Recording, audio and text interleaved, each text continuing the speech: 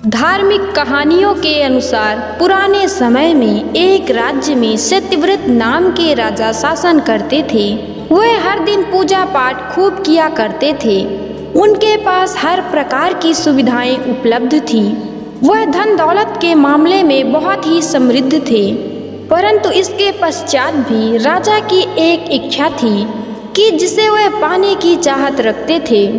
दरअसल सत्यव्रत राजा को हर हाल में स्वर्ग लोक जाने की मन में बहुत इच्छा थी। वह अपने इस मृत्यु लोक के जीवन काल में कम से कम एक बार अवश्य स्वर्ग लोक के सुंदरता को देखना चाहते थे, परंतु स्वर्ग लोक जाने का मार्ग ज्ञात नहीं था।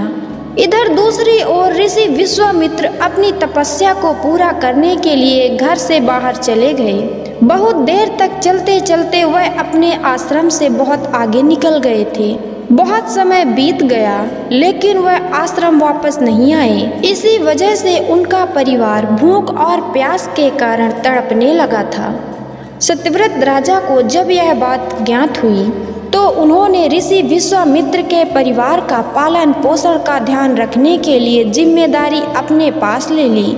कुछ समय बीत जाने के बाद ऋषि विश्वामित्र वापस लौट आए तो वे अपने परिवार को काफी खुश देखकर बहुत ही प्रसन्न हुए। उन्होंने अपने परिवार से पूछा कि जब वह नहीं थे तो किसने उनका ध्यान रखा। इस बात पर ऋषि विश्वामित्र के घर वालों ने बताया कि सत्यव्रत राजा ने उनके पालन पोषण का ध्यान रखा।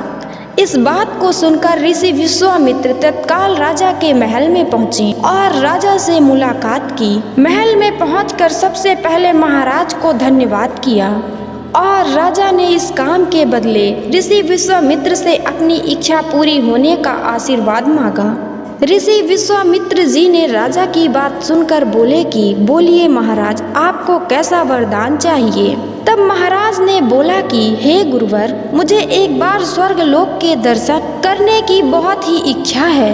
मैं स्वर्ग लोक के दर्शन करना चाहता हूँ। कृपया करके मुझे स्वर्ग लोक जाने का आशीर्वाद दें। राजा की विनती सुनकर ऋषि विश्वामित्र ने एक इस प्रकार का रास्ता बनाया जो स्वर्ग लोक की तरफ जाता था।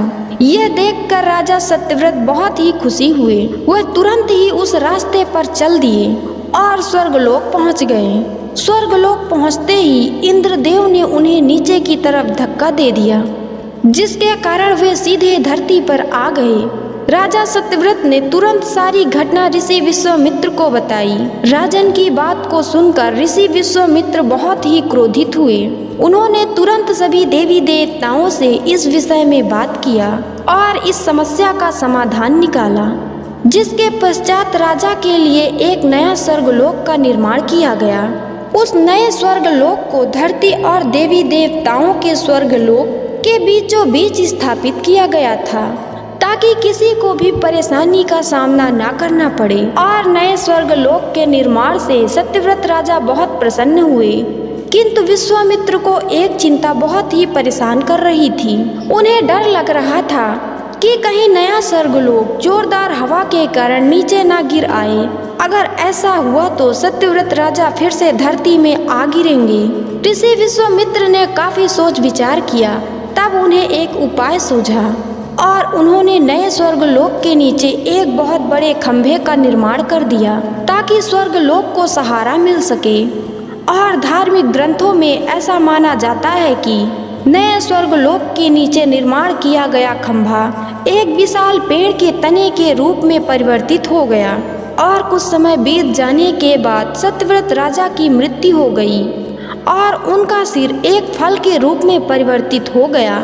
तभी से इस खंभे को नारियल का वृक्ष कहा जाने लगा, जबकि सत्यव्रत राजा का सिर नारियल के नाम से पहचाने जाना लगा। और यही वजह है कि नारियल का पेड़ इतना लंबा पाया जाता है।